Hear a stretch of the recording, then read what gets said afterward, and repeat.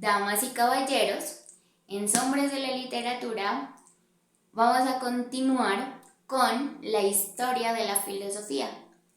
En el primer video hablamos sobre los orígenes, ese paso de las cosmogonías a los problemas antropológicos, a los problemas que ya se plantea el hombre.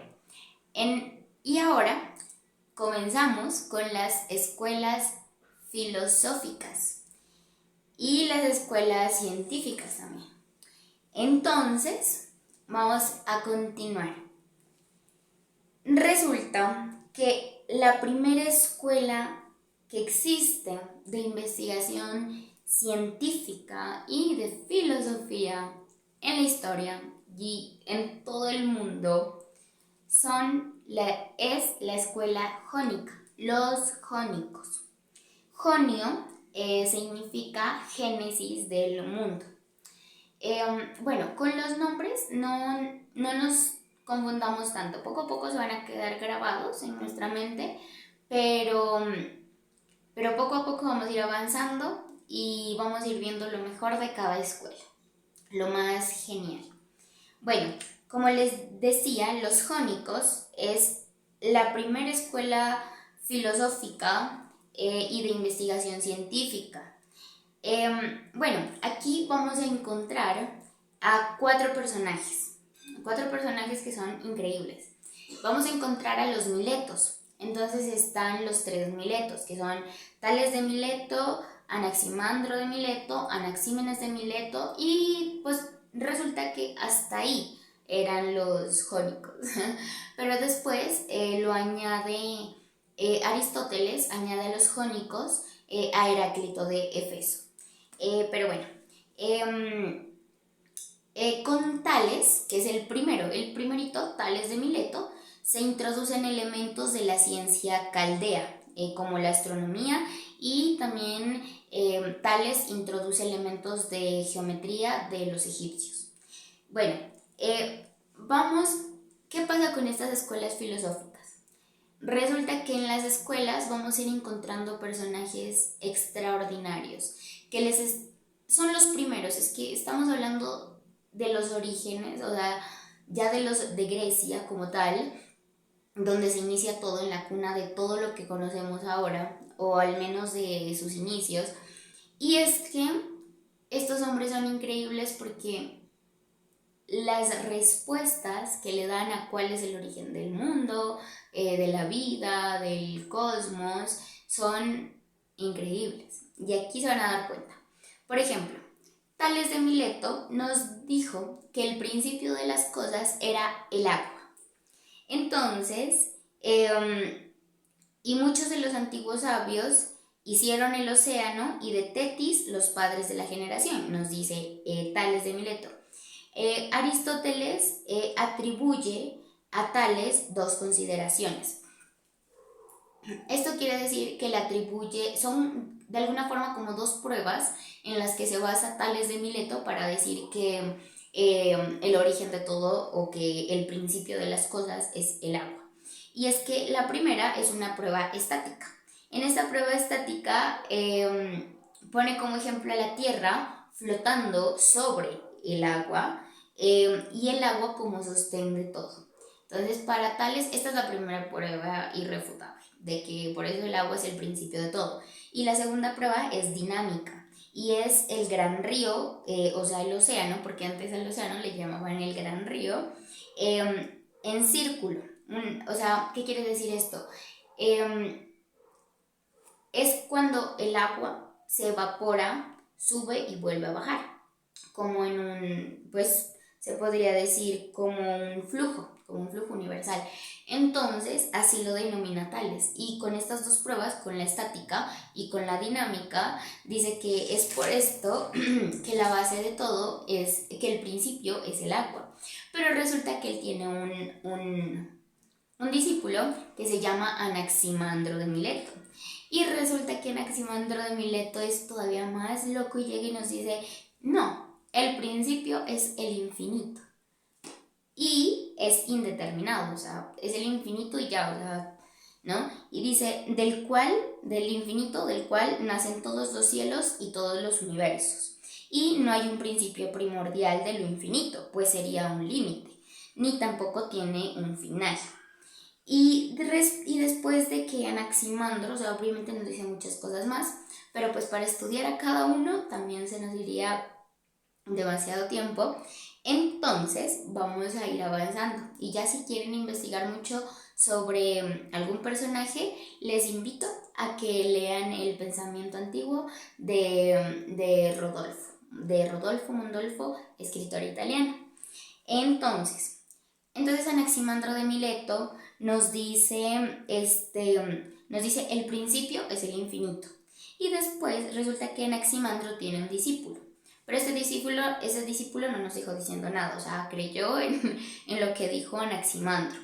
Pero este discípulo de Anaximandro tuvo otro discípulo, que si no me equivoco es el hijo, y se llama Anaxímenes de Mileto. Entonces Anaxímenes llega y sale igual de loco que Anaximandro, un poquito más, y llega y dice que sí, que el principio es el infinito, pero que es determinado, y que ese principio determinado del infinito es el aire. Y pues pone como prueba que todo el mundo necesita del aire, desde las plantas hasta los animales y todas estas cosas, ¿no es cierto? Entonces él dice que ese es el principio, el aire, o sea, que es el infinito, pero que es determinado, o sea, el aire. Y nos empieza a hablar ya de cosas más complejas, ¿no es cierto? Porque como les digo, ya de entrarnos en las escuelas filosóficas, resulta que estos filósofos no solamente llegaban y nos hablaban de un término y nos lo dejaban ahí. No, estos filósofos se caracterizan por ser científicos, o sea, hablar de física, son naturalistas, hablar de biologías, hablar de composiciones químicas, hablar de constituciones de algún elemento, o sea, es una cosa impresionante. Por eso mucha gente piensa que la filosofía solo es gente con una túnica y pensando o preguntándose cosas a cada rato. No, la filosofía va mucho más allá. Y por eso es que yo digo, todo se remonta a esto. O sea, el que quiere estudiar medicina, el que quiere estudiar, bueno, lo que se quiera estudiar, vamos al comienzo y aquí está. Por eso cuando hablamos de historia de la filosofía, estamos hablando de historia del conocimiento como tal, porque la filosofía es eso, es el conocimiento, la reflexión. Entonces vamos a continuar. Por ejemplo, Anaxímenes de Mileto nos pone dos pruebas con lo del aire. Nos habla de la rarefacción y de la condensación. Resulta que la rarefacción es el aire que se convierte en fuego a través de la dilatación. Y la condensación es el aire que se transforma en viento, luego en nube y aún más condensado en agua, luego en tierra y finalmente en piedra. Esto es lo que nos dice, o sea, así nos explica el origen de todo Anaxímenes de Mileto. Entonces aquí nos da un ejemplo para entenderlo mejor. Nos dice, cuando el hombre emite de la boca el calor y el frío, entonces, vean, este es el ejemplo perfecto. Cuando el hombre emite de la boca el calor y el frío, ya sabe o ve que el aliento comprimido y condensado por los labios se enfría. O sea, cuando soplamos así, se enfría, ¿no es cierto? Se condensa y se enfría. Mientras que al salir por la boca abierta, por rarefacción, se transforma en caliente. ¿Vieron? Entonces, o sea, como les había dicho, demostrativo, todo aquí es demostrativo. Pero bueno, después aparece otro que a mi parecer es maravilloso y es Heráclito de Feso. Y a Heráclito de Feso le llamaban el oscuro. Heráclito trata muchos aspectos referentes a la experiencia y a la razón. O sea, Heráclito de Feso ya no es tan naturalista, sino es más racionalista.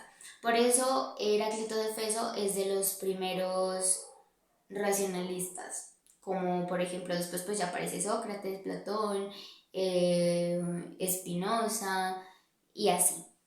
Pero bueno, por ejemplo, algunos puntitos de Heráclito de Feso, él nos habla del dato de la experiencia. Y aquí es cuando está de Heráclito de Éfeso conocemos el típico, no se puede un hombre bañar dos veces en el mismo río porque ya ni es ni el mismo hombre ni el mismo río, ¿no es cierto? Ese es el que conocemos, pero en realidad se llama dato de la experiencia. ¿Qué quiere decir esto? Heráclito nos habla de un flujo incesante de las cosas y de un sujeto cognoscente, o sea, aquel que es capaz de conocer algo, ¿no es cierto? Entonces, ¿qué nos dice? Que todo está constantemente cambiando. O sea que nosotros, por ejemplo, Oscar Wilde lo dice también, ¿no? Dice, si crees que me conoces por la persona que fui hace un año, pues ya no me conoces. Algo así es la frase, parafraseándola un poco. Pero el todo es que Heráclito es el primero en hablarnos de ese flujo incesante de las cosas, en decirnos que todo está en un constante cambio, y no solamente nosotros, las cosas también. Entonces, luego nos habla de la exigencia de la razón, de la noción de lo divino, de lo que está por encima de nosotros. Y mira a la razón, aquí ya empiezan a ver cosas espectaculares, y es que la razón como algo divino. Por ejemplo, muchas personas piensan que la ciencia es totalmente demostrativa. Y esa es la gran cualidad, por supuesto, de la ciencia. Pero nunca, o al menos los primeros, no, y los buenos, creo yo, los buenos científicos, filósofos, literatos, todo, se dan cuenta de la capacidad de las virtudes. Hay una historia que a mí me encanta para explicar esto, que la cuenta Facundo Cabral, y es que resulta que alguna vez le preguntaron a Luis Pasteur, le preguntaron, bueno, ¿y usted que habla tanto del alma, que el alma, que el alma, que el alma? Pues nosotros hemos visto que se han muerto miles de cuerpos y en ninguno aparece el alma, le dijeron a Pasteur.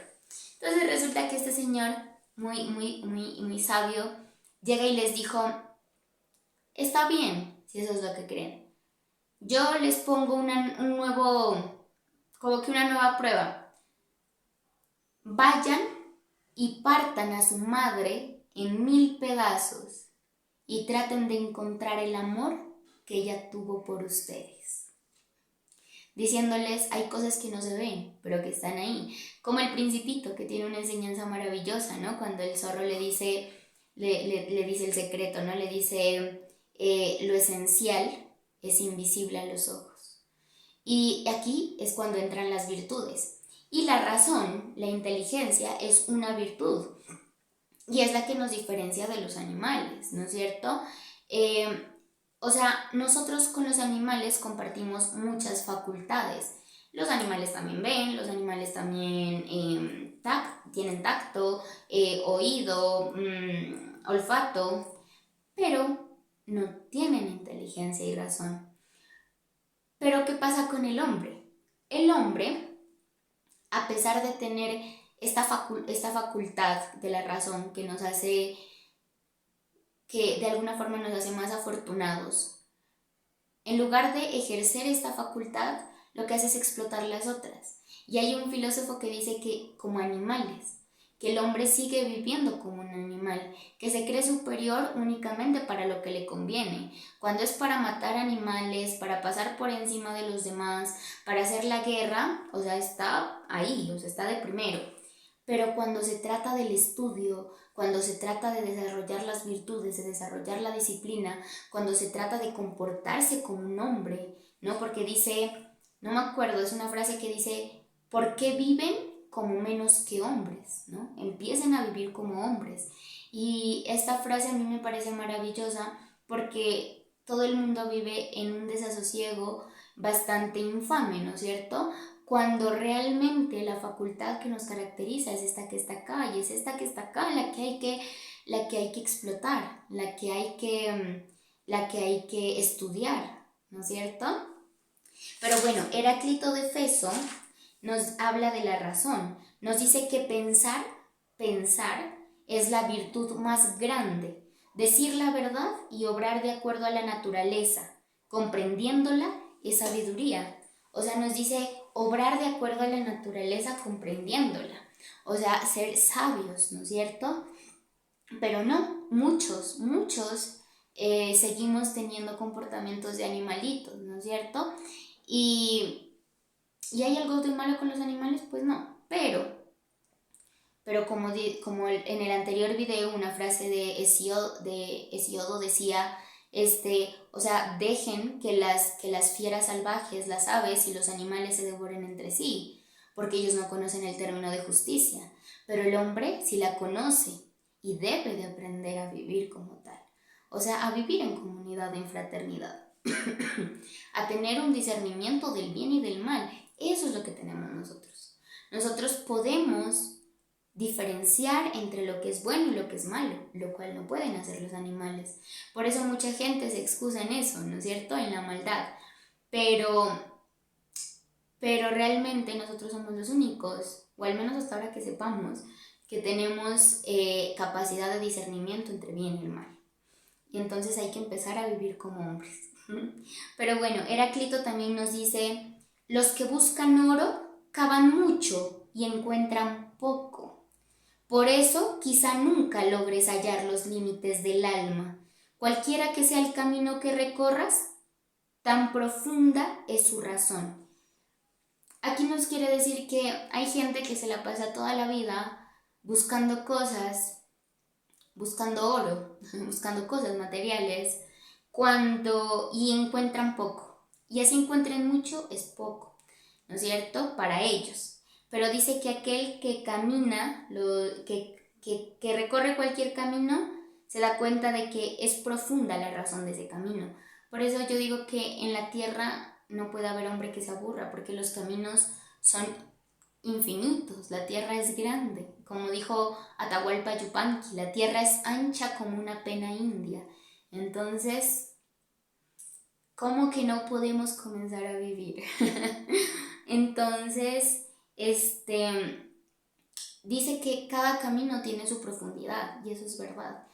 Por ejemplo, y aquí es cuando no entra a valer nada el orgullo, ni la prepotencia, ni creernos más que nada.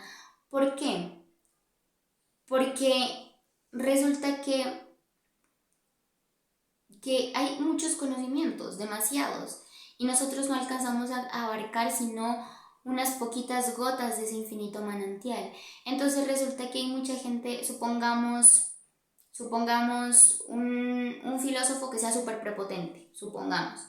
Entonces, este filósofo, listo, súper prepotente, está con sus amigos, está con los estudiantes y o sea, creído, grosero, ya llegando a la patanería.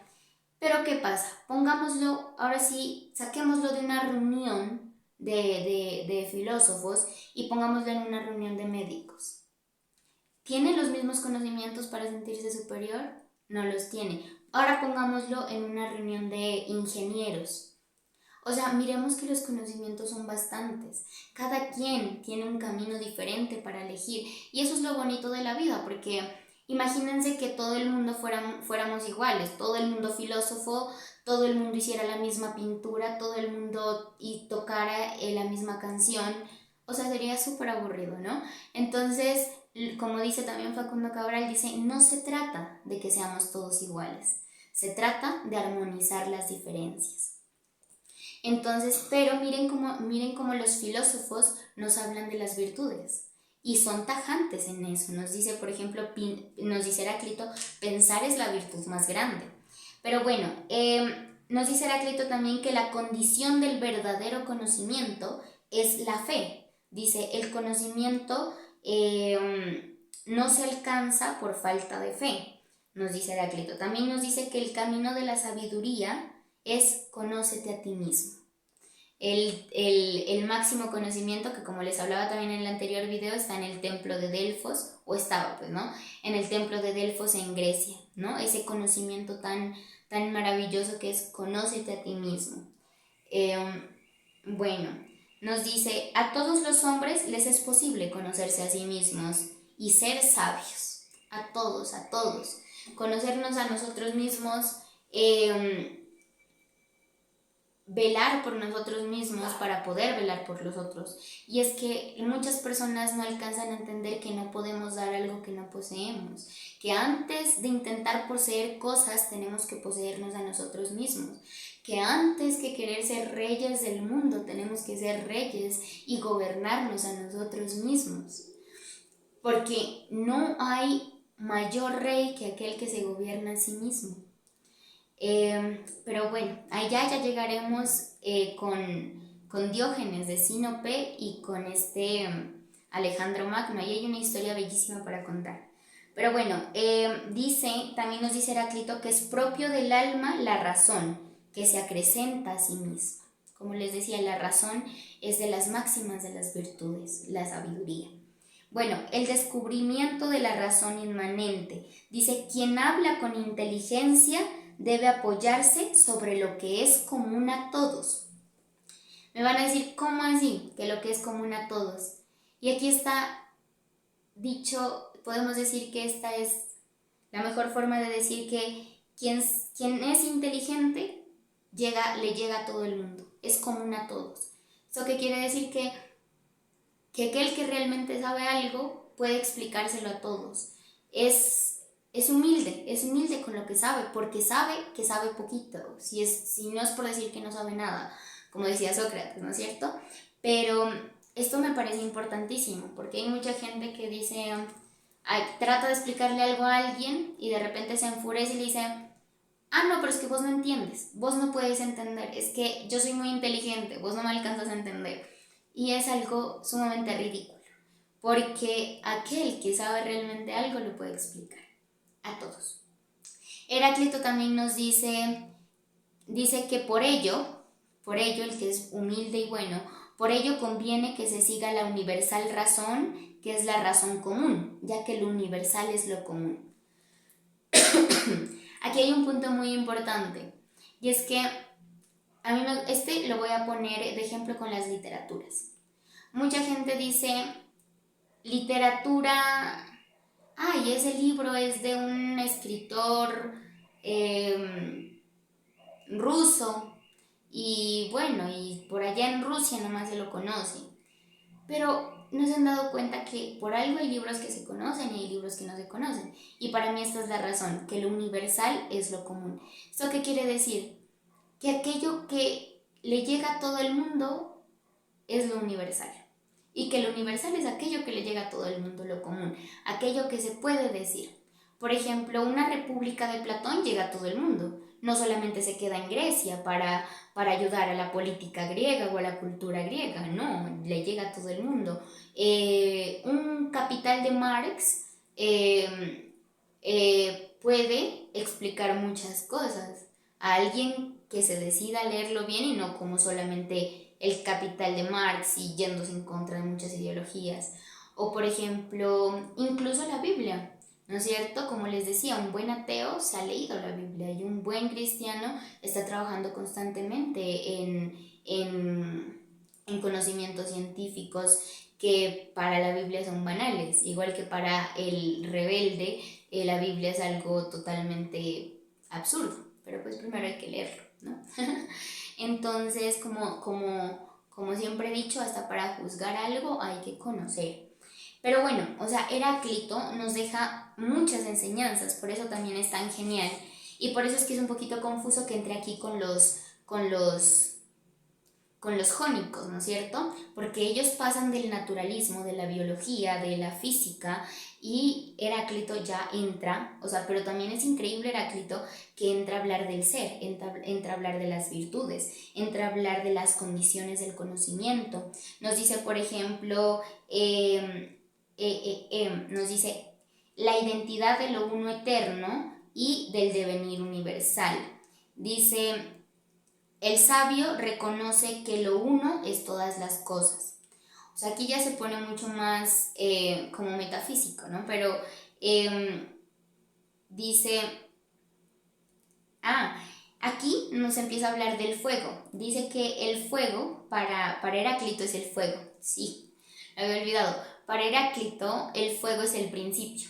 Así como para los miletos es el aire, el infinito o el agua, para Heráclito es el fuego. él dice que el fuego está eternamente vivo. Dice que, o sea, nos empieza a hablar aquí, ya es más loco Heráclito porque nos empieza a hablar de las constituciones del fuego. Y es que antes los filósofos, esta es una crítica bien fuerte de los filósofos de antes a los de ahora, y es porque antes los filósofos no solamente hablaban de ética, no solamente leían sobre teorías, no. Antes los filósofos estudiaban las ciencias. Un filósofo antes era llamado aquel que estudiaba las ciencias, las matemáticas, estudiaba la ética, estudiaba la moral, estudiaba la política. O sea, o sea, por eso hay tanta gente tan desinformada sobre la filosofía y miran a la filosofía como una peste incluso, ¿no? Pero, pero no, o sea, mirar a los filósofos de antes es una cosa espectacular, porque a los filósofos se les enseñaba todas esas cosas, ¿no es cierto? Bueno, bueno, dejemos a Heráclito ahí, porque ahondar, como les digo, en cada uno es una profundidad increíble. Heráclito nos habla perdón, Mondolfo nos habla de 9 puntos en Heráclito, pero ya compartimos los más, ya compartimos que el principio es el fuego y ya compartimos de que Heráclito el oscuro, como le decían antes, es bastante recto, ¿no es cierto? Bastante virtuoso también. Bueno, ahorita vamos a pasar con la segunda escuela filosófica. La segunda son los pitagóricos o itálicos. Resulta que los pitagóricos no se abrumen tanto con los nombres, como les decía, pitagóricos, Pitágoras. O sea, aquí quien más nos importa es Pitágoras. Resulta que los pitagóricos tienen en común con los órficos las ideas de un origen divino del alma y de un pecado original que tiene que ser expiado en este mundo, o que ya es expiado por el cuerpo porque estamos en esta cárcel corpórea. La diferencia entre los órficos, que los tratamos en el anterior video, con los pitagóricos, es que los órficos, para buscar la purificación, se iniciaban religiosamente y participaban en ritos sagrados, mientras que los pitagóricos introducían la purificación a través del culto del saber, del conocimiento. O sea, aquí nos adentramos profundamente a las sabidurías, a los conocimientos. Y no son cualquier conocimiento, porque cualquiera puede decir yo soy inteligente porque no soy tonto, ¿no es cierto? O yo soy inteligente porque, como dicen, no tengo los dientes de leche. O porque no me dejo meter los dedos a la boca, ¿no es cierto? Pero no, es mucho más allá, es mucho más allá. Y pues a través de lo que vamos a ir mirando, se van a dar cuenta de esos pequeños conocimientos que van apareciendo. Bueno, por ejemplo aquí existe otro Heráclides. Un Heráclides póntico, también participa aquí de los pitagóricos, y es que nos dicen que la vida dedicada a la sabiduría está indicada como vía del retorno del estado del alma al estado divino. Este es en lo que creían los pitagóricos y muchos filósofos, y es que la única forma, o sea, nosotros ya estamos en este mundo expiando los pecados, ¿no es cierto? Entonces estamos en esta cárcel corpórea, o si no el alma fuera libre en el éter, o bueno, en el paraíso, donde sea libre, pero no, lamentablemente no, estamos acá expiando los pecados, ¿no es cierto? Pero, ¿saben? Estos filósofos y los pitagóricos creían que la única forma de dejar de estar reencarnando y de expiar nuestros pecados es a través del conocimiento, dedicarle la vida a la sabiduría y a las virtudes, y que esa es la única forma de expiar los pecados y dejar de estar reencarnando. Ya nos decía Borges, ¿no? Que hay una historia de Borges, un pequeño relatito de Borges que dice que una vez una señora le gritó en la calle: Borges, usted es inmortal. Y Borges le respondió: señora, no sea pesimista. ¿Por qué? Porque la inmortalidad, o sea, es un martirio, la verdad. O bueno, muchas personas lo toman así. Eso de estar viviendo y viviendo otra vez en este mundo que, aunque bello, también está lleno de sufrimientos y y de constantes aprendizajes, que de alguna forma el aprendizaje llega también con un poco de dolor, ¿no es cierto? Que es todo lo contrario al placer. Pero también hay que saber diferenciar entre los placeres apetitivos, los placeres carnales, los placeres banales, con los placeres del alma, o sea, con los placeres del conocimiento, de las virtudes, el dar a los otros, el sanar, muchas cosas, ¿no es cierto? Pero bueno, nos dice que la especie más pura de hombre es la que se eleva a la contemplación de las bellezas supremas, y tal es la del filósofo. Dice que el filósofo, en Grecia el filósofo era el hombre ideal porque el filósofo se elevaba, ¿no? Hay una parte en la alegoría de la caverna de Platón que nos dice que el filósofo, el alma del filósofo está por fuera de las murallas de una ciudad, porque el alma se eleva a contemplar las cosas bellas, y que es el cuerpo el que queda acá como entre dormido en un letargo, y que queda acá entre las cosas feas, entre las cosas pecaminosas, pero que el alma del filósofo o el alma de un hombre de conocimiento se eleva para mirar las cosas desde otra perspectiva y mirar las bellas, mirar las cosas bellas. Ya no hay tiempo, por así decirlo, para el hombre de conocimiento, ya no hay tiempo para las cosas feas, para las cosas banales, para los vicios, para las cosas que son desleales al alma, sino que ya todo el tiempo es dedicado al conocimiento, a las virtudes y a la contemplación. Que esa contemplación es una cosa espectacular. Bueno, dice que nadie, nos dice también aquí Heráclides Póntico, nos dice que nadie es sabio. Nadie es totalmente sabio, y por supuesto, es cierto. Nadie es totalmente sabio fuera de Dios, nos dice, sino amigo de la sabiduría. Y es que eso es lo que hay que apuntar todos, a ser amigos de la sabiduría, ¿no es cierto? Porque un amigo de la sabiduría está ahí constantemente, está ahí, se divierte, se maravilla, contempla, es virtuoso, ¿no es cierto? Porque la amistad es otra de las virtudes mayores. Pero, pero esto es increíble, ¿no es cierto? Saber que tampoco somos sabios en todo su esplendor, sino que somos amigos de la sabiduría y que estamos caminando. Como dice Facundo Cabral, andar y andar, siempre andando, nada más que por andar, ¿no es cierto? Y al final es eso, la vida, andar y andar, nada más que por andar, disfrutando esta aventura.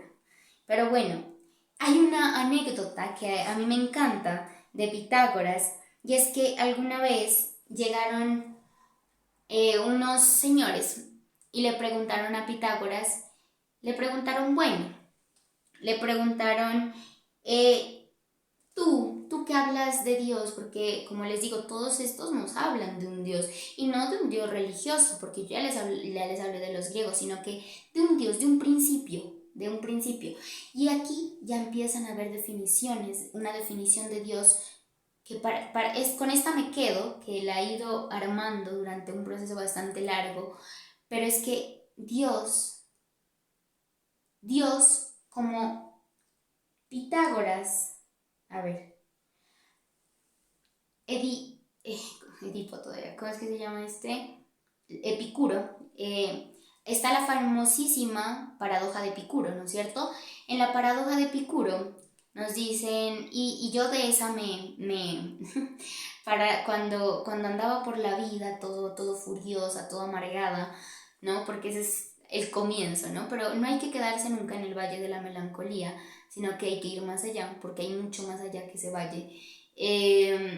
Y bueno, cuando andaba por ese valle yo andaba molestando a todo el mundo con que Dios no existía, y que bueno, y que la típica paradoja de Epicuro, pues dígame, si Dios existe, ¿por qué existe el mal? Y si Dios existe, pues ¿por qué no se ha quitado el mal del mundo? ¿Quiere quitarlo y no puede? Pues ¿para qué llamarlo Dios? ¿Quiere y puede? Pues ¿por qué no lo hace? Quiere pero no puede, entonces es impotente. Entonces, ¿para qué llamarlo Dios? Esa es la paradoja de Epicuro, ¿no? Pero yo, leyéndola bien, la paradoja de Epicuro, faltan líneas ahí. Y es que Epicuro creía en un Dios. Pues ustedes me van a decir, mentirosa, me estás molestando, pero no estoy molestando. Y aquí va por qué. Resulta que a Epicuro le preguntan una vez, le dicen, bueno, ¿y tú por qué crees en Dios? O sea, ¿para qué si dices que no puede acabar con la maldad, ¿no es cierto? Y él dice, sencillo, dice él. Dice, nosotros estamos aquí, ¿no es cierto? Estamos aquí. Dios está por acá. Es la fuerza primogénia, es aquella que no alcanzamos ni siquiera a entender, es lo que está de primero, lo que no sabemos, o sea, ni siquiera hemos llegado al hombre, el primer hombre, vamos a llegar a Dios, ¿no es cierto? Entonces, dice Epicuro, nos explica así, dice, el hombre está acá, Dios está acá. Dios no sabemos, o sea, cómo sea, ni nos lo podemos imaginar, pero es verdad que hay una fuerza, llamémosla Dios. Dice Epicuro, Dios, siendo tan grande, tan magnífico, ¿por qué habría de tener preocupaciones como los hombres? ¿Por qué habría de tener iras como los hombres? ¿Por qué habría de tener amarguras como los hombres? Si Él está acá, o sea, es algo que no alcanzamos a comprender. Entonces si tú me preguntas que por qué yo medito y por qué yo tengo una imagen de Dios, le dice Epicuro a estos chicos que le preguntan, le dice, es porque Dios para mí es como un ejemplo de majestad. El sabio siempre tiene ejemplos de majestad. El sabio siempre toma el mejor maestro y yo como no voy a tomar al creador de todo lo que existe. O sea, esto es maravilloso. Y ahora, por ejemplo, mucha gente dirá, no, o sea, pues Dios no, ¿para qué lo metes acá? Pero Aristóteles, ¿no? Aristóteles pone a Dios de otra forma. Resulta que él dice que supongamos que existe una escala como una escala de valores, por así decirlo. Entonces pongamos, acá están los parásitos, por acá abajo están los parásitos, por acá ya hay una hormiga, por acá hay un chimpancé, bueno, aquí estamos nosotros. Encima de nosotros están los astros, están las fuerzas, encima de nosotros están los universos, las galaxias. Dice, o sea, la escala es alta. ¿Y a quién le llamamos Dios? Pues al que está acá, de primero, el que no alcanzamos a conocer porque simplemente estamos muy lejos todavía. Los astros siguen siendo más grandes que nosotros. Entonces, le llamamos Dios al que está acá. Y yo, así es como poco a poco he ido decidiendo que ese creador, esa fuerza que no alcanzamos a comprender, que no alcanzamos a entender, que no alcanzamos a dimensionar, más allá de verla como un Dios terrible, como un Dios bíblico, como un Dios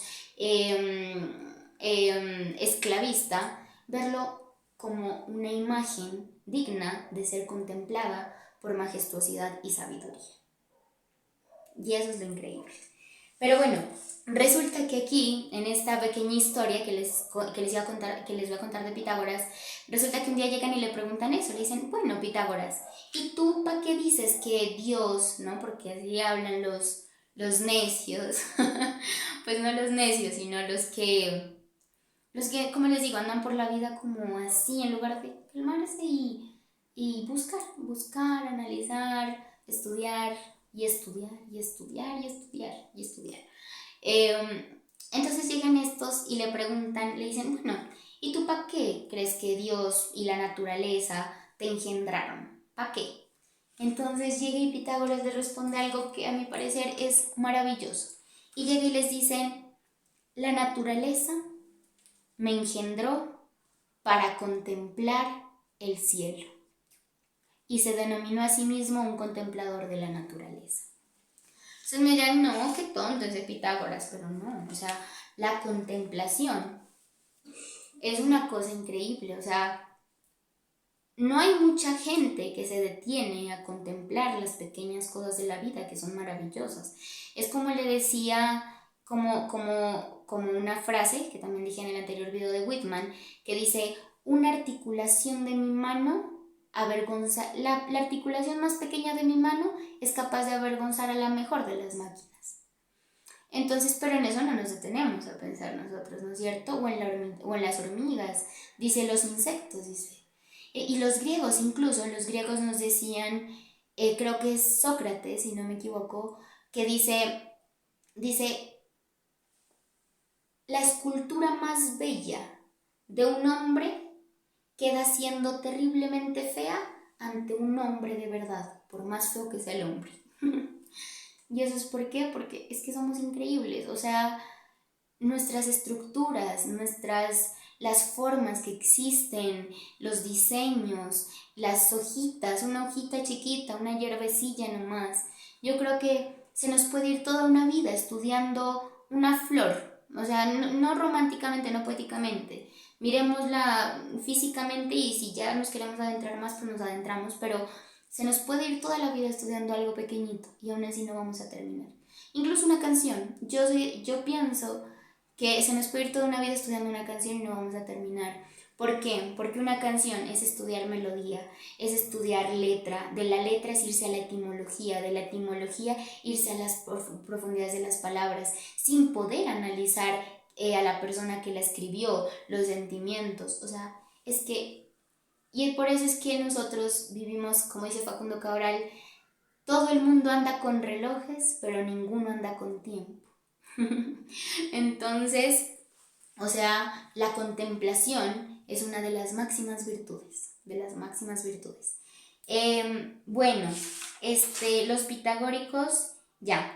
Los pitagóricos pasa algo con los pitagóricos, algo bastante genial, y es que los pitagóricos son matemáticos. Los Pitágoras, matemáticos. Los pitagóricos o itálicos fueron matemáticos. ¿Por qué Platón es fuertemente influenciado por Pitágoras? Fuertemente. Y es que resulta que Platón lo conocemos mucho por su capacidad de escritura, ¿no es cierto?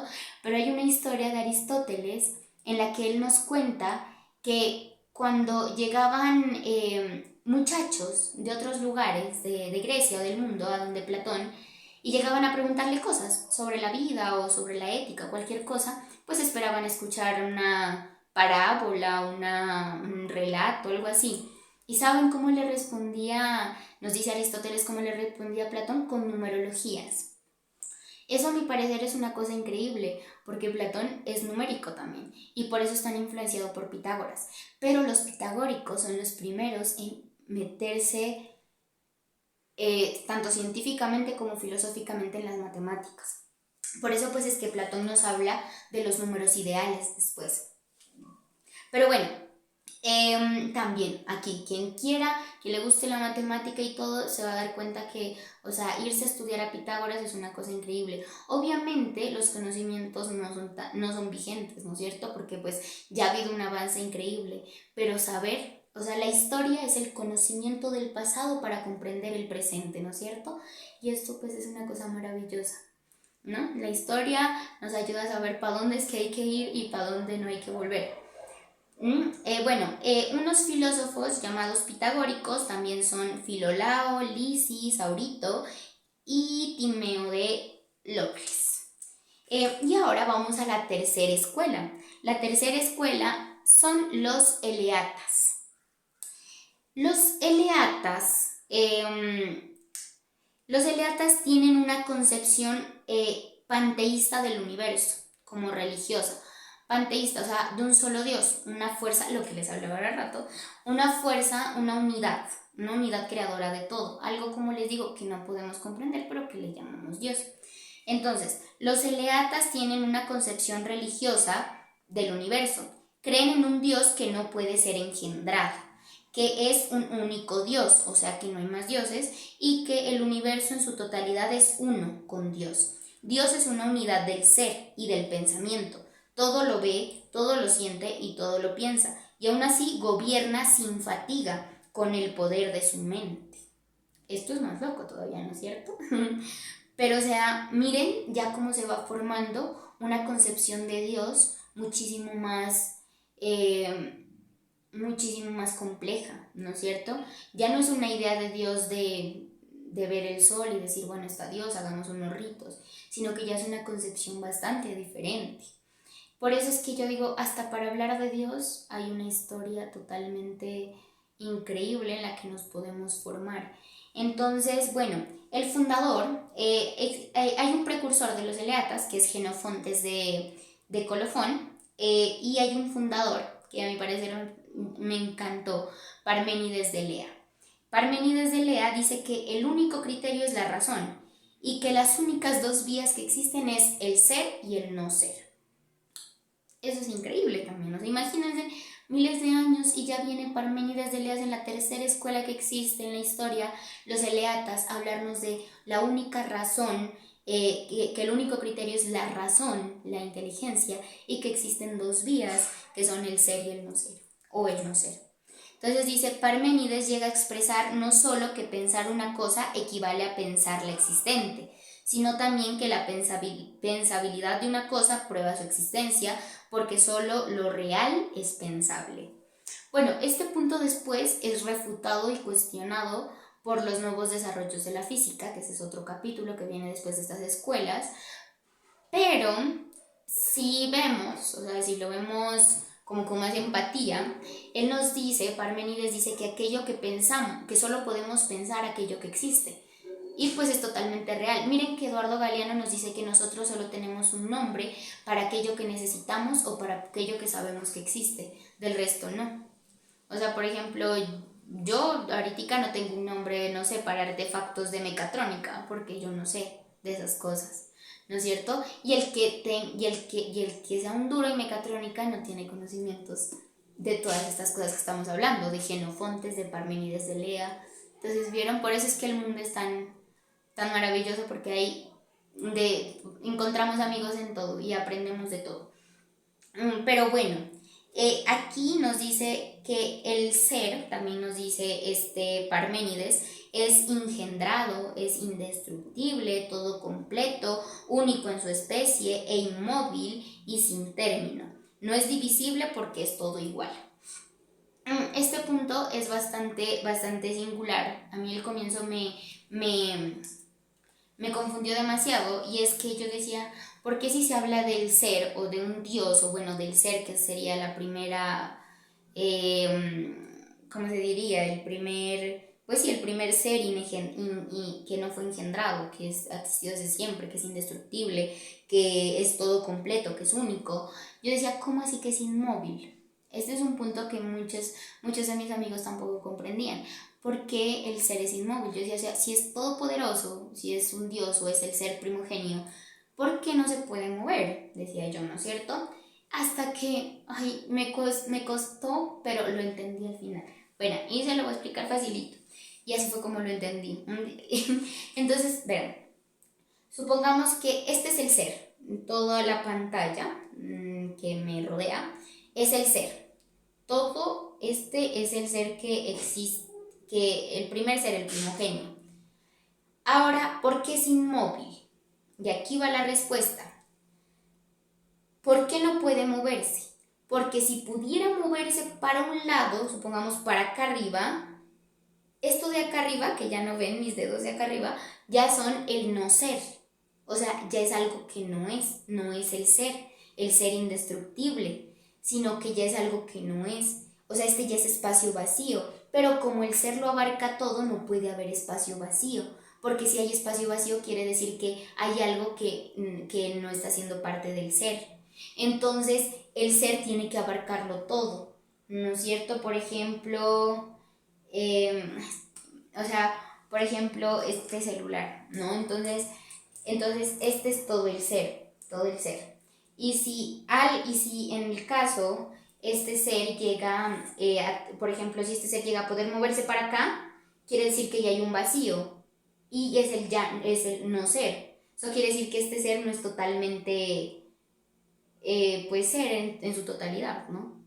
Entonces, y que es indivisible, o sea que no puede dividirse, ¿no es cierto? Porque pues lo es todo, ¿no es cierto? Es una sola unidad, porque si pudiera dividirse serían varias unidades, y ya no tendría como ese poder de un ser, del primer ser, del primogenio.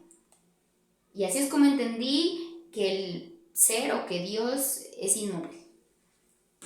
O bueno, así lo decían los primeros filósofos, porque después ya se habla de una movilidad y de una divisibilidad. O sea, Esto es loco porque aquí vamos avanzando, pero es así. Bueno, en los Eleatas también encontramos al polemista Zenón de Elea. Ay, yo me hace Zenón de Elea. Resulta que Zenón de Elea, Platón y Sócrates le llaman el primer dialéctico de la historia. El primero, Zenón de Elea. Por eso es un nombre que hay que mantenerlo acá. Porque Zenón de Elea dice, Zenón de Elea quiere demostrar que hallándose el tiempo compuesto de átomos, bueno, Zenón de Elea, aparte de ser dialéctico, o sea, muy inteligente, ¿no es cierto? Como les digo, todos los filósofos antes no solamente tenían conocimientos de ética, de moral, de literaturas, sino que tenían conocimientos de físicas, de astronomía, de políticas, de todas esas cosas. Entonces, este Zenón de Elea, lo que usaba la dialéctica era para convencer. En grandes, ¿cómo es que se llaman estos? En grandes auditorios para convencer. Ese era como el poder adicional de Zenón de Elea, aparte de la inteligencia. También encontramos a Meliso de Samos, que fue metafísico y también polemista. Polemista era como que, pues, o sea, polémica ahora se tiene como un término súper malo, súper tecnológico, pero no. Polemista era como que sacudía a la gente, como sacudidor, ¿cómo se diría esto? Pues sí, digamos así, como sacudidor de las personas.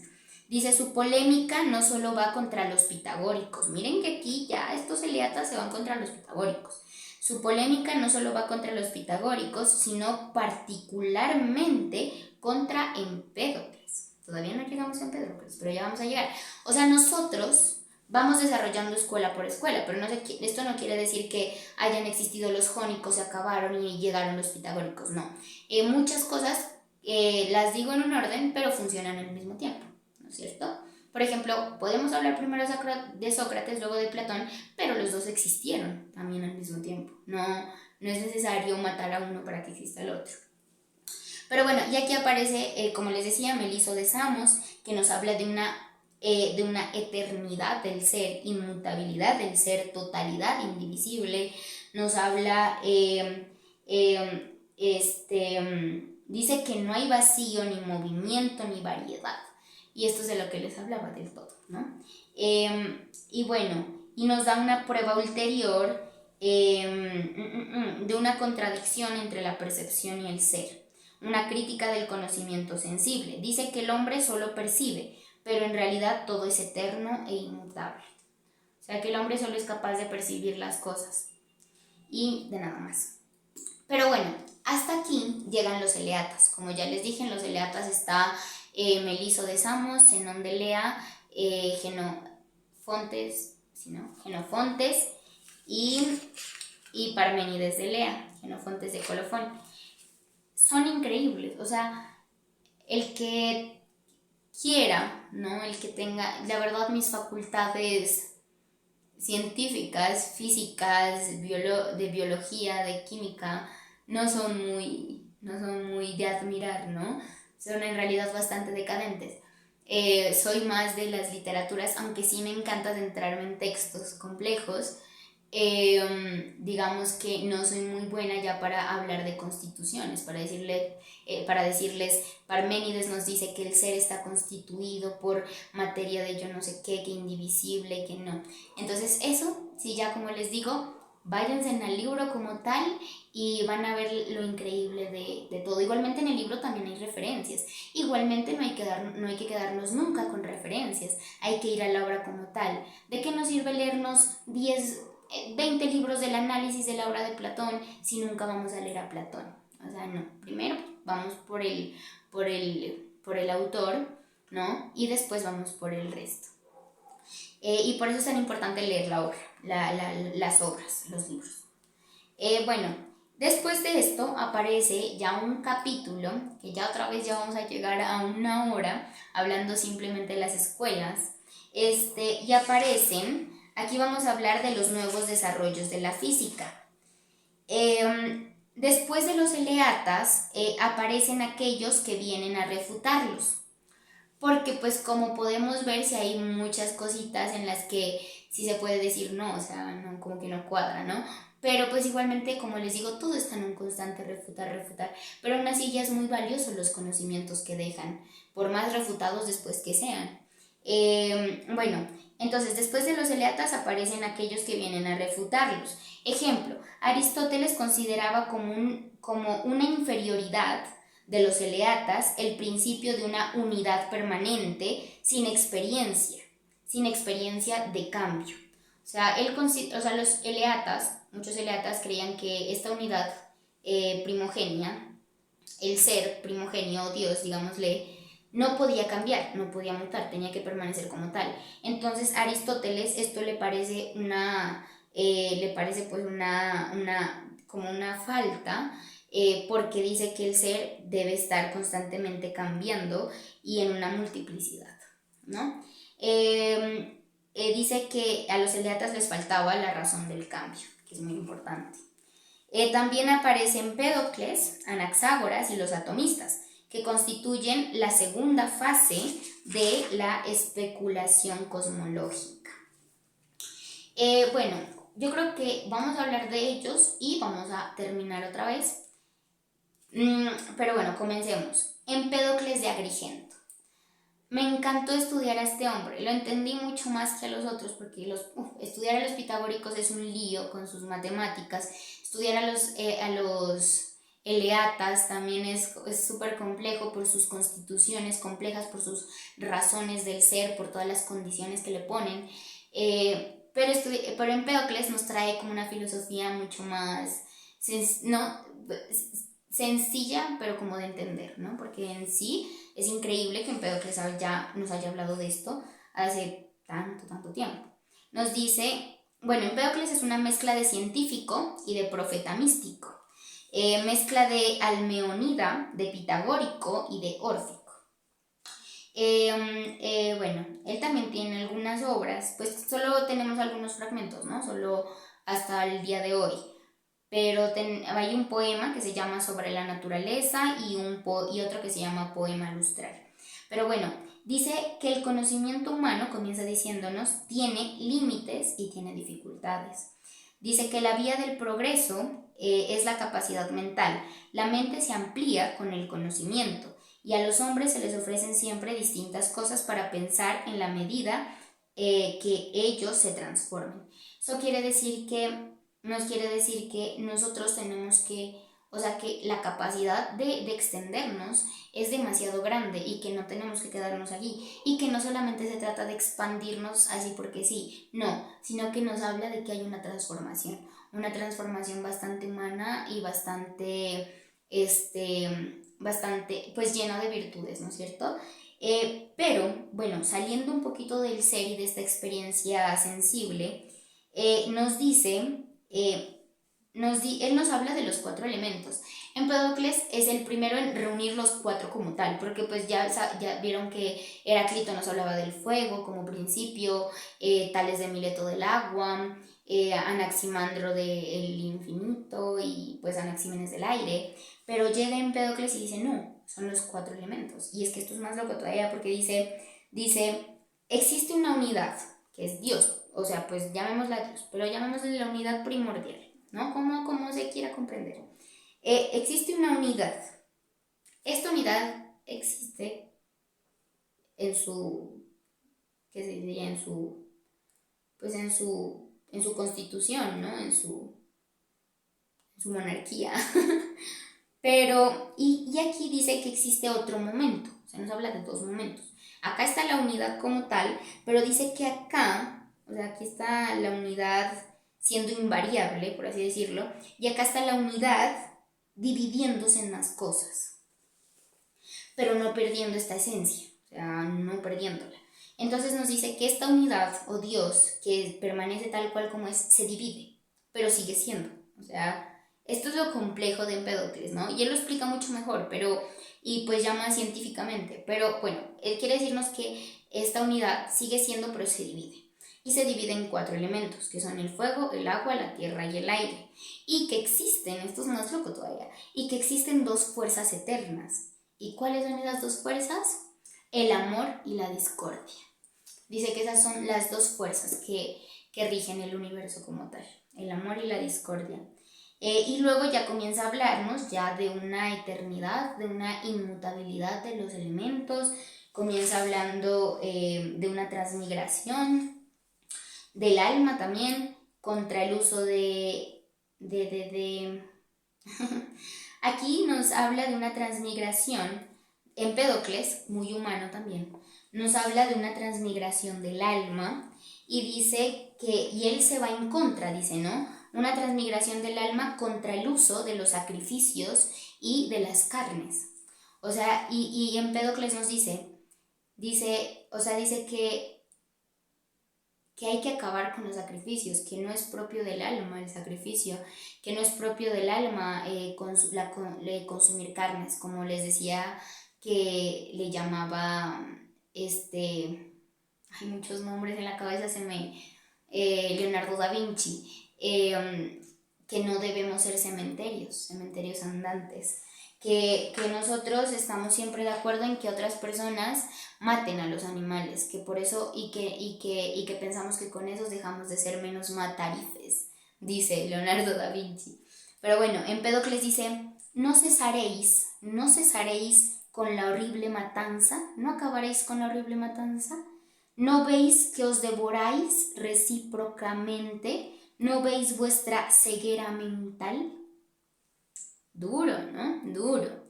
¿No veis que os devoráis recíprocamente?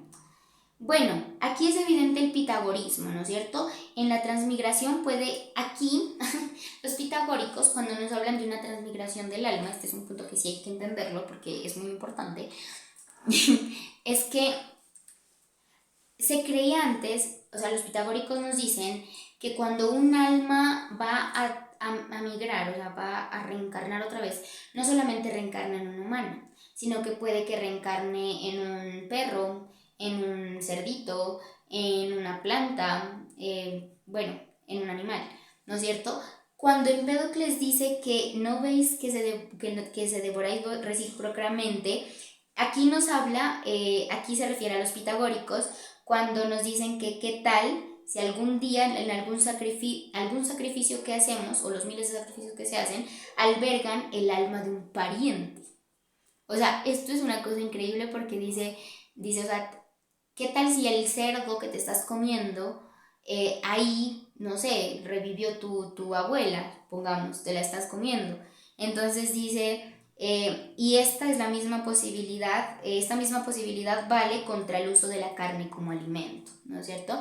Porque pues dice eso, o sea, nunca se sabe dónde, puede que en los animales haya un alma y puede que estemos acabando con algo más y puede que eso termine costando demasiado. Por eso la invitación siempre es a dejar de ser cementerios, como decía Da Vinci. Pero bueno, y nos habla de un concepto de Dios que dice que pues obviamente no tiene un cuerpo, ni 3 cabezas, ni 2 brazos. esto que dice que Dios es únicamente una sagrada e inefable inteligencia. Esta imagen de Dios a mí me encanta.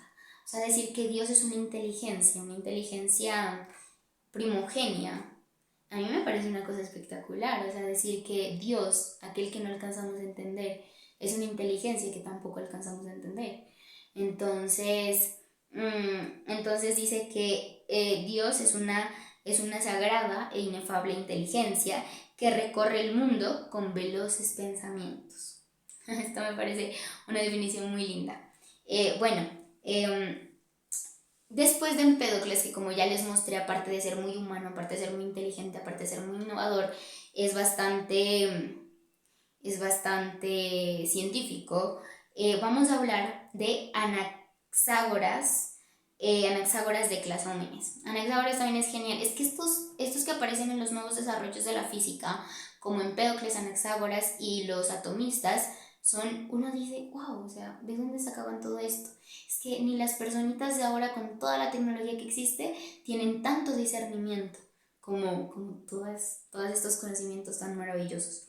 Bueno, Anaxágoras fue educado en la escuela de los Anaximeneos. Introdujo la filosofía en Atenas, llegando en la época de Pericles, de quien fue maestro y amigo. Ojito, porque Pericles pues es también otro gran personaje de Atenas, ¿no? Y que este Anaxágoras haya sido maestro, pues es bastante increíble. Bueno, luego los enemigos de Pericles tomaron como pretexto sus teorías físicas, que despojaban al sol y a la luna de su carácter de dioses, para acusarlo de impiedad, obligándolo a volver a Jonia. O sea, nuestro pobre Anaxágoras nos lo sacaron de Atenas y nos lo devolvieron a Jonia, porque pues de allá era. Bueno, Anaxágoras nos habla de los conocimientos sensibles. Anaxágoras aquí nos comienza hablando de algo sumamente importantísimo en la filosofía, y es el engaño de los sentidos. Miren desde dónde viene. O sea, como dijo mi madre, el que no sabe es como el que no ve, ¿no? ¿Así era? No, ya. Bueno, volviendo a los sentidos. El engaño de los sentidos nos dice que dice que el entendimiento racional en el hombre es muy importante. O sea, estos ojos, esta nariz, esta boca, estos sentidos nos pueden engañar. Que por eso tenemos que ayudarnos de esta que está acá, de la sabiduría, de la experiencia, de la memoria y del arte. Esto es bellísimo. Aquí ya nos está hablando del arte, Anaxágoras. Entonces nos dice que cuando nuestros sentidos nos engañan, nuestra memoria, nuestra mente, que es bastante virtuosa, nuestra sabiduría, nuestras nociones de arte, nos van a lograr a discernir la verdad. Eso nos quiere decir que la verdad no la podemos lograr por el método de los sentidos totalmente, porque los sentidos nos están constantemente engañando. Dice que lo invisible puede ser visible con la inteligencia. Aquí está de nuevo, que la inteligencia es cosa maravillosa. Dice que, Anaxágoras nos dice que no hay nacimiento y muerte, que es unión y separación de los seres eternos. Esto también es otro nivel, o sea, nos dice no existe nacimiento y muerte, sino una transformación, una unión y una separación. Bueno, dice que todo tiene una unión originaria, y si fue pequeña también fue infinita. Nos habla de una inmovilidad, ¿no? Esa inmovilidad del ser nos hablan mucho, durante mucho tiempo.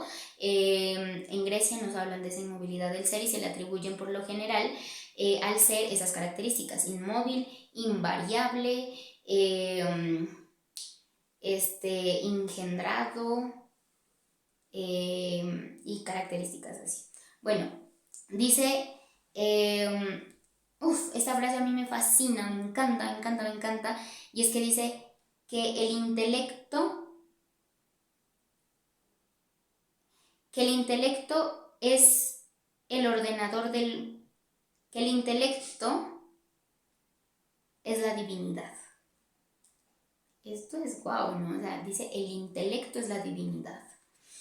O sea, diciendo Dios es una divinidad increíble que está muy lejana a nosotros, pero nosotros tenemos el toque, el alma que le llaman, ¿no? Bueno, y así Eurípides, discípulo de Anaxágoras, cantaba: nuestro intelecto es en cada uno de nosotros la divinidad. Ese es el mensaje de este video. El intelecto es en cada uno de nosotros la divinidad. Bueno, Aristóteles y Sócrates le hacen una crítica a Anaxágoras, ¿no? Aquí ya entran las críticas.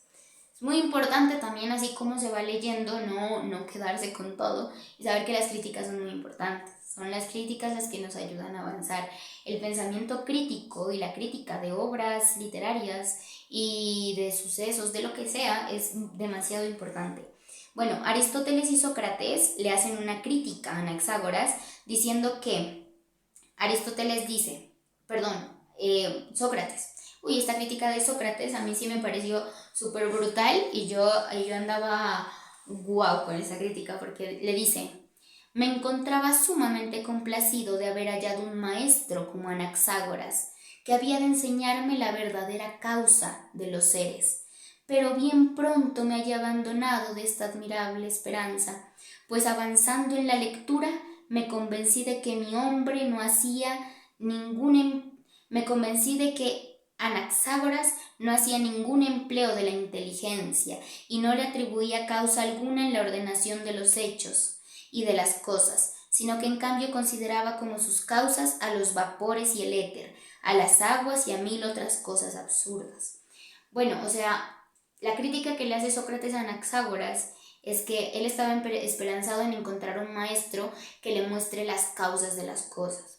O sea, hablar de causas ya es otro level. Por eso le dice, tú le atribuyes las causas al éter, al aire, a muchas cosas absurdas. Le dice, ¿no? Entonces, lo único de admirar de Anaxágoras es la inteligencia.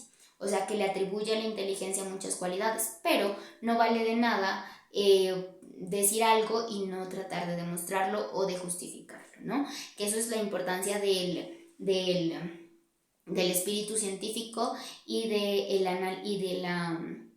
la investigación lógica, ¿no? Que era de lo que hablábamos en el anterior video también.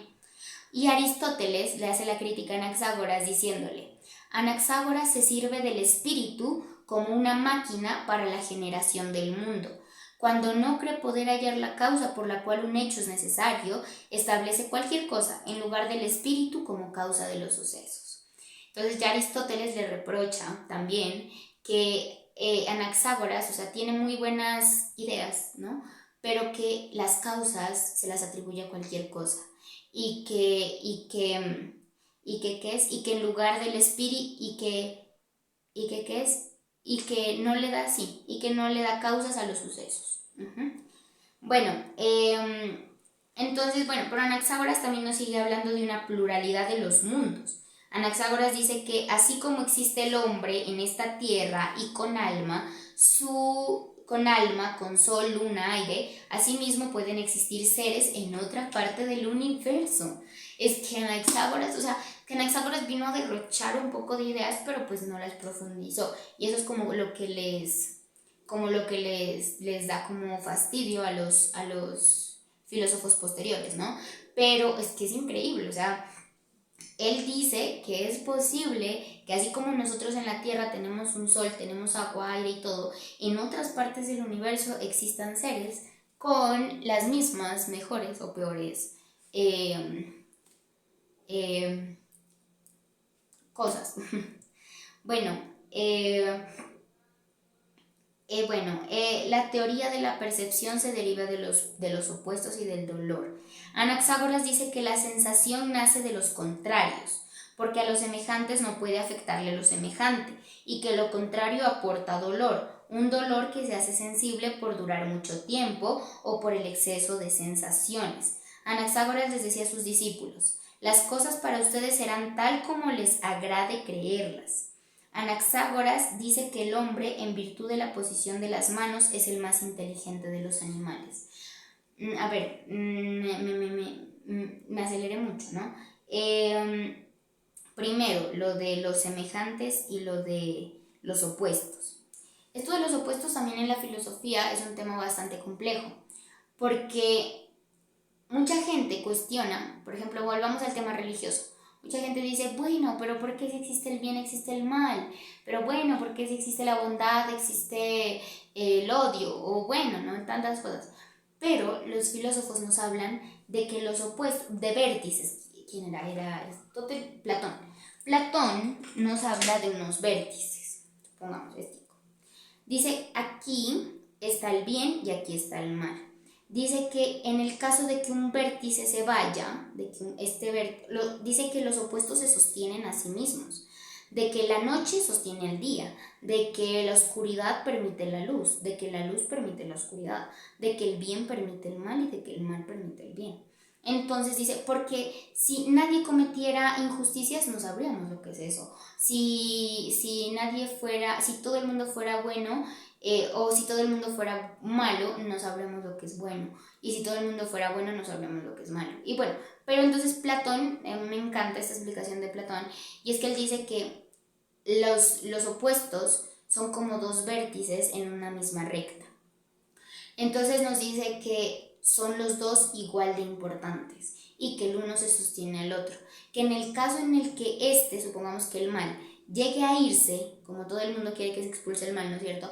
Que el mal llegue a irse, el bien se va junto con él. Porque los vértices se sostienen el uno al otro y si no existe uno, no existe ninguno.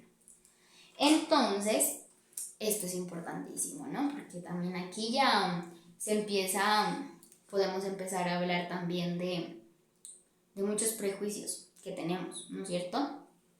Pero bueno, pero bien, estos opuestos, miren que nos los comienza presentando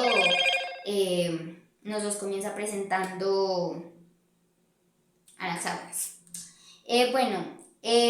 Y lo que les decía de las manos, dice que Anaxágoras nos dice que el hombre, en virtud de su posesión de manos, es más inteligente. Y esto es verdad. Pues obviamente todos los que han estudiado un poco de historia o de anatomía, bueno, la verdad, o sea, que existamos, nos damos cuenta de que las manos son sumamente importantes. Las manos son la evolución más brutal que tuvo el hombre, y es porque, incluso para entender esto de las manos, me gustaría recomendar un ensayo de Federico Engels que se llama, se me lo leí hace tiempo, se llama El papel del trabajo en la transformación de mono en hombre. Entonces quedémonos con estas últimas palabras, la transformación de mono en hombre. Y dice que el hombre, si se pudo transformar de mono a hombre, fue por el desarrollo de las manos. Ese ensayito es bastante increíble y es cortico, o sea, chiquitico, delgadito. Bueno, los hombres podemos valernos de la experiencia y de la memoria, de la sabiduría y de nuestro propio arte. Entonces dice que el arte y la experiencia como instrumento de conocimiento están relacionados a la posesión de la mano y al trabajo creador de la técnica. El arte, la mano, la técnica. Aquí ya comenzamos a ver, ¿cómo es que se llaman estos como procesos, no? Bueno, y eso ha sido todo con Anaxágoras. Y ahorita vamos con nuestros últimos protagonistas de este video, que son los atomistas. De los atomistas, la verdad, hay muchos, ¿no? Pero vamos a hablar de dos principales, que son Leucipo y Demócrito. Resulta que Leucipo, y pues cada uno pues es un nombre diferente, ¿no?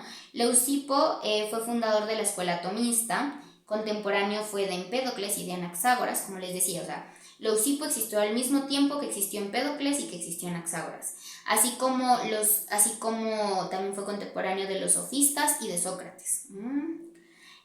Y tenemos por otro lado a Demócrito de Abdera, contemporáneo y antagonista de Platón, y no debería ser colocado en el periodo presocrático, sino en el sucesivo a Sócrates. O sea, Demócrito debería, en lugar de ser puesto antes de Sócrates, debería ser puesto después, pero pues lo tenemos aquí como para no confundirnos, porque aquí está el porqué. Yo también escribo todo aquí. El porqué. Las fuentes historiadoras no permiten distinguir con mucha seguridad qué es lo que se le debe a cada uno de ellos, qué es lo que se le debe a Demócrito y qué es lo que se le debe a Leucipo. Por lo tanto, los dos autores este libro los presenta conjuntamente. O sea, Mondolfo en su libro nos los presenta conjuntamente junto con los principios. Entonces, bueno, ¿cuál es la clave de los atomistas? Que los atomistas dicen que la unidad principal, primogénea, es el átomo y que es la única unidad que es indivisible, pero que unida forma pues muchas cosas y que ya empieza a formar elementos, empieza a formar cosas. Tienen una influencia muy fuerte del eleatismo. Dicen que el ser es uno y que es inmóvil. Pues el vacío es ya no ser. Lo que les explicaba hace rato, vieron que lo seguimos todavía viendo, no sé hasta qué punto es que ya no, hasta que nos hablan de un espacio. Bueno, las magnitudes indivisibles son los átomos, como les decían, y que luego esos átomos constituyen las sustancias. Los elementos para los atomistas es el ser y el no ser. El ser es lleno y sólido y el no ser es vacío y es inconsciente, no tiene inteligencia. Demócrito dice que el vacío y lo lleno están igualmente en todas partes. y que hay un ente y un no ente, ¿no? El átomo dice que es necesidad de lo indivisible. Las diferencias entre los átomos son forma, orden. Bueno, aquí ya nos empiezan a hablar de los átomos, miren, todo esto. Entonces, bueno, hay también, quien le guste la medicina y los átomos o la física o la química y quiera adentrarse, bienvenido a los atomistas, que son increíbles, pero para mí sí fue una casi que penuria entenderlos a los atomistas. Bueno, solo los átomos y el vacío constituyen verdad, según los atomistas. Dice que el hombre, que es el sujeto, tiene realidades objetivas o subjetivas, o sea que tiene opiniones. El hombre tiene opiniones. Ejemplo, para el sujeto una misma cosa puede darle efectos contrarios y cosas contrarias pueden producirle una misma afección. Bueno, y nos dicen también que todo está en un eterno movimiento.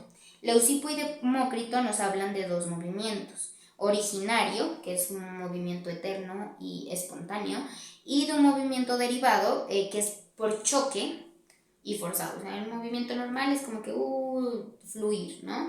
Y un movimiento derivado es por choque y forzado. Esto ya es física, ¿no? Pero bueno.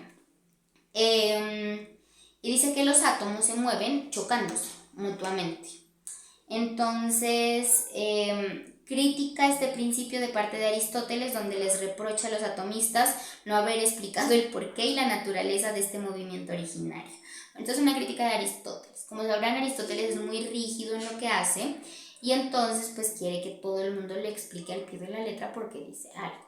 Y eso es muy propio de los espíritus que son bastante complejos y bastante, ¿cómo se llama esto? Como sólidos, compactos. El alma también desde siempre está en movimiento, nos dicen por acá.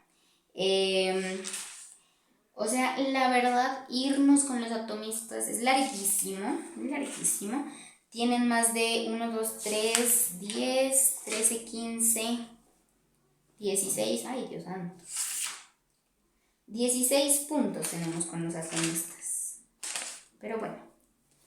De Demócrito, sí vale recordar algo. Demócrito fue recordado por ser un excelente escritor. No sé si hasta hoy hayan obras de Demócrito. Pero bueno, Demócrito tiene, pasando de un poquito de los átomos, de la física y de todas estas cosas, a la ética de Demócrito. Demócrito es bastante cruel un poco y nos dice: no hay nada verdadero.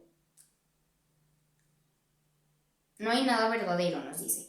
Es necesario conocer al hombre y recordar que lo verdadero está alejado de nosotros. Eso es muy triste, sí, pero pues lo verdadero está alejado de nosotros. Metrodoro de Chios, que sentía la máxima admiración por Demócrito, le dijo: yo afirmo que nosotros no sabemos si sabemos o ignoramos algo, y que ni aún sabemos si sabemos o no sabemos esta cosa misma, ni absolutamente si existe alguna cosa o no. Bueno, esto es un tanto como lo de Sócrates, ¿no? La ignota ignorancia, le llamamos Sócrates. Pero bueno, con Sócrates va a ser un capítulo genial. Porque precisamente Sócrates tiene una característica, y es que Sócrates deja de alguna forma esa parte naturalista, física, de biología, de química, de matemática, la deja y se enfoca mucho en la ética. Y eso es bastante increíble porque se adentra de una forma increíble en la ética y en los conocimientos como morales, ¿no? Bueno, la ética de Demócrito también es muy genial. Nos dice que bello es lo justo, que lo único que es bello es aquello que es justo. En cambio, no me parecen bellos los excesos o los defectos. Esto es bastante increíble. Ver bello aquello que es justo.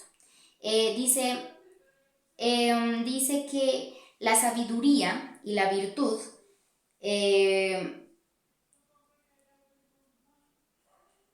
la ignorancia es causa del pecado, nos dice, o sea que hay que perseguir la sabiduría y la virtud. La primera y la mejor de todas las victorias es vencerse a sí mismo, pero dejarse vencer por sí mismo es lo más torpe y malo. O sea, no nos podemos dejar vencer, o sea, porque seríamos muy torpes y pues bien, no sé, ¿no? Pero sí hay que estar constantemente derrotándonos a nosotros mismos, pero no de una forma malvada, o sea, de una forma perversa, sino para crecer, ¿no es cierto? Muchas personitas, hay una frase que a mí me encanta, no me acuerdo tampoco quién es, pero yo sé que es de aquí de los griegos, que dice, si no te miras bello, si no te miras, si, por ejemplo, hay muchas personas que se quejan de muchas cosas, ay no, que estoy muy mal, que yo no sé qué, pero dice, si no te miras bello a ti mismo, pues haz como el escultor sobre el mármol y comienza a esculpirte a ti mismo hasta volverte bello. Eso me parece genial. Porque eso es trabajar en nosotros mismos todos los días. Si vemos algo que no nos gusta, pues hay que hacerlo. Y trabajar duro, duro, duro. Bueno, o sea, la ética de Demócrito es bastante, bastante exigente. Nos dice que es necesario abstenerse del pecado, no por temor, sino porque se debe. Nos dice Demócrito. Dice, esta frase a mí me fascina, que esta sí, yo sí la bien grabada en la cabeza, y es que dice, dice, dice, aunque estés solo, no digas ni hagas el mal. Aunque estés solo, no digas ni hagas el mal. Aprende a avergonzarte de ti mismo más que de los otros. Aunque estés solo, no digas ni hagas el mal. Aprende a avergonzarte de ti mismo antes que de los otros. Bueno, hay algo que me encanta de Demócrito, y es que él es el primero en hablarnos de lo que luego nos habla Sócrates, que me encanta a mí. Pues, yo, si pudiera decirle a todo el mundo esto, se lo dijera cuando a uno le preguntan, ¿de dónde eres? ¿De dónde sos? Y es que Demócrito decía, yo soy cosmopolita, o sea que toda la tierra es habitable para el hombre sabio, porque el mundo entero es patria del alma buena. Decía Demócrito, decía, yo soy ciudadano del mundo, decía, porque toda la tierra es habitable para el hombre que es sabio, porque el mundo entero es patria del alma buena.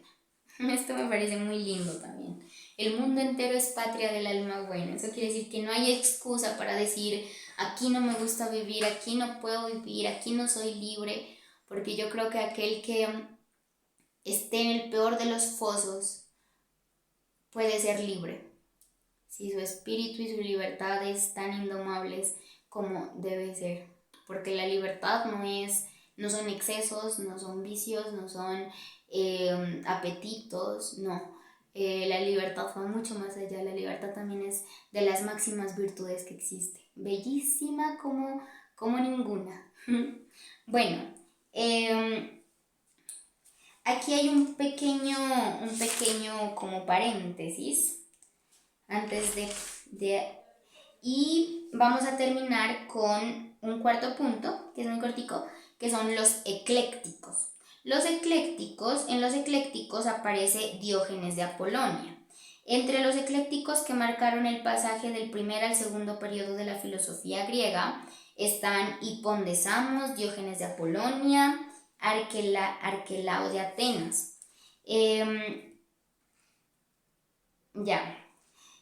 Dice, aquí nos hablan, el principio fundamental de los eclécticos es que existe una unidad, existen sustancias que son el agua, la tierra, el fuego, el aire y las otras que parecen existir, y que estas sustancias son diferentes y son la misma cosa. O sea, si estas sustancias fuesen particulares, no hubiesen mezclas, no pudiesen mezclarse, no habría vida, no nacería la planta de la tierra, ni nacería un animal u otro ser. Pero todas estas cosas en su diferenciarse de la misma en varios modos, se hacen diversas y luego vuelven a la misma. Esto también es genial. La posición de Diógenes de Apolonia frente a la de Anaxágoras es que Diógenes vuelve al monismo jónico, dejando el dualismo de Anaxágoras, como cuando en la filosofía moderna, aquí hay un ejemplo, como cuando en la filosofía moderna Spinoza está en su monismo frente al dualismo de Descartes, ¿no?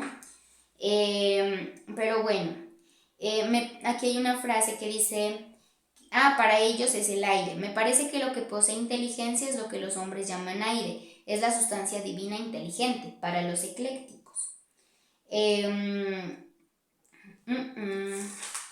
Y bueno, esto es todo. Los eclécticos, la sustancia es eterna e inmortal, las cosas unas nacen, otras perecen, y la sustancia es de gran poder y sobre todo de gran sabiduría. Y bueno, esto es todo para terminar, para concluir esta segunda parte, este segundo video sobre la historia de la filosofía y de los conocimientos, ¿no es cierto? Y ya se dan cuenta aquí que filosofía no solamente es palabra, no solamente es dialéctica, sino que filosofía es ciencia, filosofía es principios, filosofía es constituciones, filosofía es, ya ven los atomistas, filosofía es ética, o sea, el buen filósofo tiene que velar por una buena ética, filosofía es moral, filosofía, bueno, o sea, ya nos vamos dando cuenta de la belleza, de la magnitud de la filosofía.